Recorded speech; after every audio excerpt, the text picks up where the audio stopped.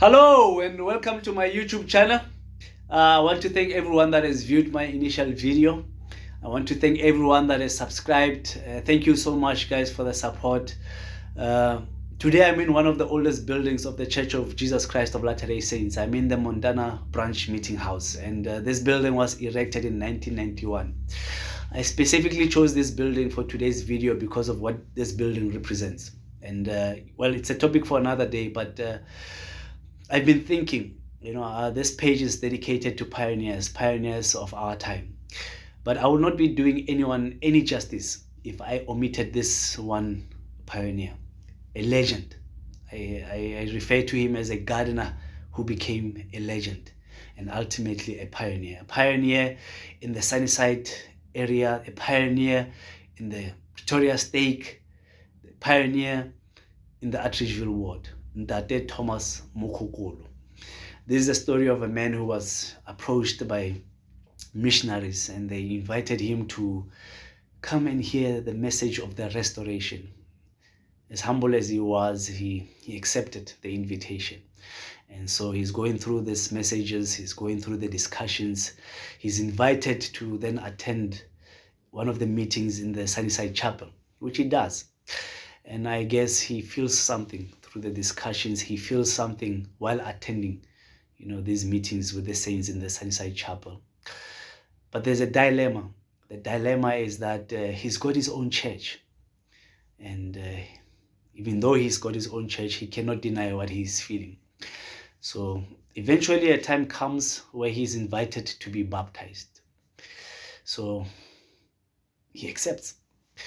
Now he has to go back to his own congregation, his own church. He has to stand in front of the people that he has been leading for so many years, people who have seen him as a spiritual leader, people who have seen him as a father figure. If you go to the Atteridgeville area, in one of the areas called Ostad, this is where I am from. Half of the people in that area know Ntate Mokgokolo, mainly because they were members of his church. My own mother was a member of this church, and that day when Ntate Mokgokolo stands in front and he then makes known his decision to become a member of another church, I'm sure it was a sad day. It was a sad day for those who loved him, those who enjoyed his sermons, those who enjoyed his leadership and his guidance and counsel. But today he's not there for that. He's there to make it known that he will be leaving. He'll be leaving them and he will no longer be their leader. And then he gives them an option, and he tells them that they have a choice to follow him or continue. I'm happy that my own mother, through the influence of his friends, his best friends, Ausi Mokgokolo and Grace Julie, he decides to follow Ntate Mokgokolo. And so does many of the members, but if you follow the history, you then realize that in the early stages of the build-up to the branch and eventually the ward, that 90% of the members of the Atteridgeville unit were from the Mokgokolo family. I'm thinking of the Koloana family, I'm thinking of the Masemola family, I'm thinking of the Julie family, I'm thinking of the Rasebetlele family, So these are members from different families, but if you trace their lineage, they are all Mokgokolo family. And so they get to now meet on their own after the baptism of Ntate Thomas Mokgokolo. So they then take turns to meet in Koloane family, and this Sunday they're at the Mokgokolo senior family, who is now Ntate Thomas Mokgokolo. The other Sunday they are then at the brother's home, who is Ntate Joel Mokgokolo. And so the number grows. And so now they have to find now an alternative venue, which they do.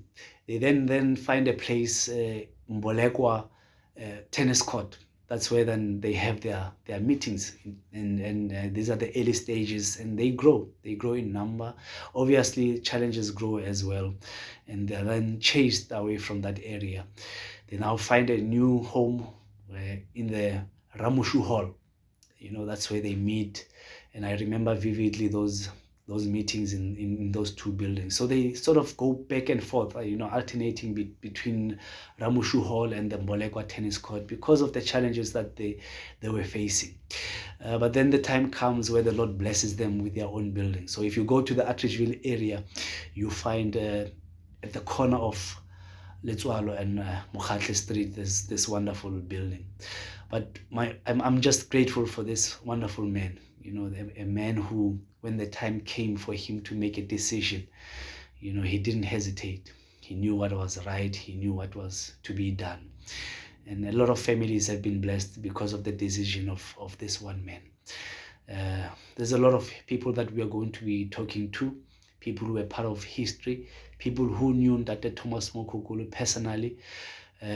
Specifically, we are going to be talking to one of the missionaries, the first missionary. Sometimes I argue that he's the first black missionary in the Pretoria Stake. Maybe some will have a better understanding and a better history of that, but he will tell us his story.